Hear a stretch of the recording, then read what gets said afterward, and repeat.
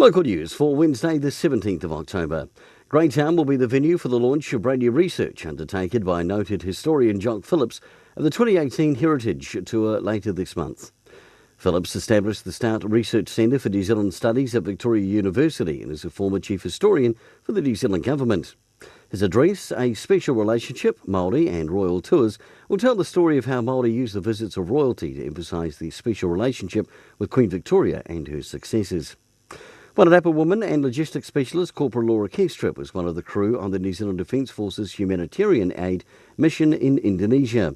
A far cry from the quiet farm she grew up on in Wairarapa, Kestrip was one of 15 New Zealand Defence Force personnel sent to the Indonesian government's relief effort. Buses will be replacing trains over Labour weekend. Wairarapa line will be affected, but only from Hutt to the capital. And in sport, the Wairarapa Country Marathon was held on Sunday. Brian Camorsway was the first man home in the marathon, and Carla Denuni the first woman.